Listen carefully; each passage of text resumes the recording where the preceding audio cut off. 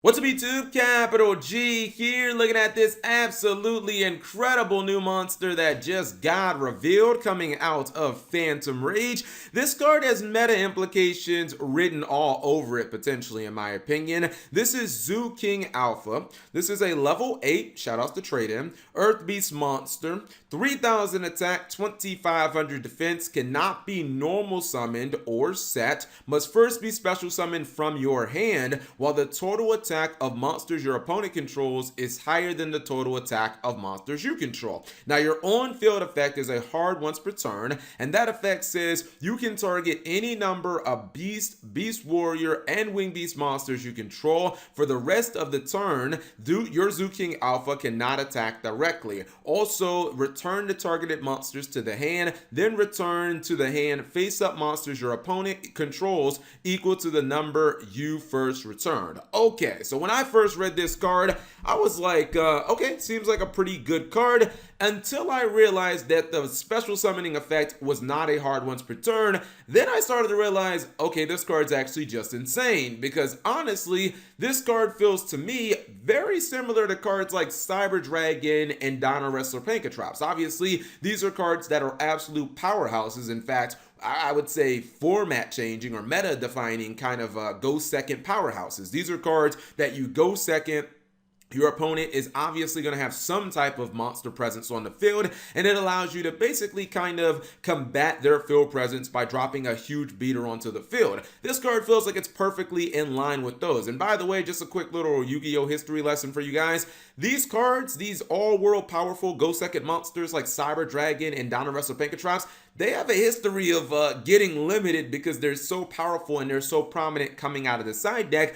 This card feels like it's basically in path to be kind of the next iteration of something like that. Let's start with the stats. 3000 is amazing for a go second card that basically free summons itself on the field as long as your opponent has one face-up monster. I think that that's going to be able to beat over most of the monsters that they're going to put on the field that are not coming from the extra deck, and even a lot of the best boss monsters from the extra deck kind of top out at 3000, so you could just beat over them. Like if your opponent had an S0 that was detaching the 3 materials, you could just freely summon this, attack into the S0, and if nothing else, you're at least getting a trade so that you can start playing some Yu-Gi-Oh! In the following turn. So 3000 is incredible. Second, the on-field effect of this card is absolutely amazing as well, because it basically translates into free monster removal. By the way, not targeting, because what you can do is, if let's just say your opponent has like a couple of monsters on the field, you can just free summon this guy out, you can target itself, and then your opponent is,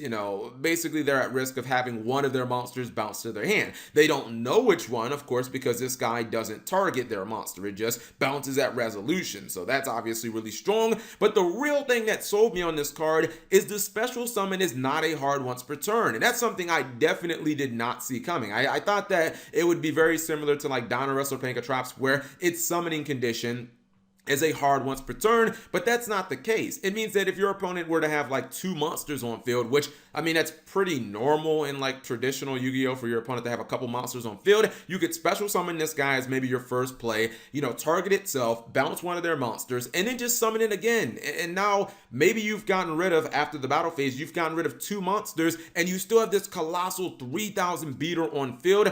This card feels pretty damn amazing to me. I mean, I guess the only downside, in my opinion, is the fact that you can't really normal summon it. I guess you could look at something like Dino Wrestler Pankratops. That card can be normal summoned, which that's a very rare situation, but I guess you'd probably like that option. Now, am I saying that this card is as good as Dino Wrestler Pankratops? Probably not. I think this card actually probably has a little more power in it, considering that it can bounce a card, bounce one of your opponent's monsters, and still kind of live into your opponent's next turn, still beat them down, essentially, because it doesn't actually give itself up for its removal effect. But Dino Wrestler Pankratops is a much more versatile card because it can pop spells and traps, and it can also use its effect as a quick effect. This card only works during your turn. However, like my overall thought of this card, could I easily see this being one of those cards that like tons of decks in the meta start playing 2 or 3 in their side decks just for going second? Hell yeah, like this card's amazing. It's just a free summon 3000 beater that if your opponent has a couple of monsters on field,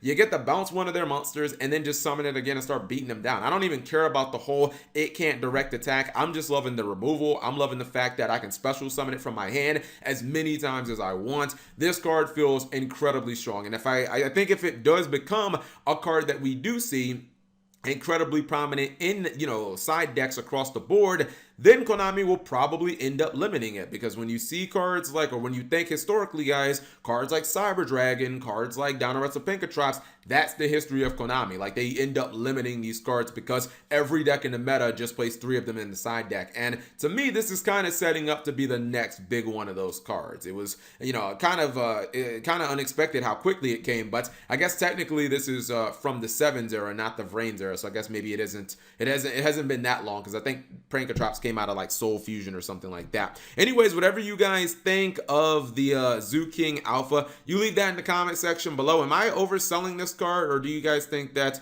it is definitely a card that is going to see a lot of side deck play? You leave it in the comment section below. Thank you guys for watching. As always, subscribe if you have not already, and turn on that notification bell for daily videos.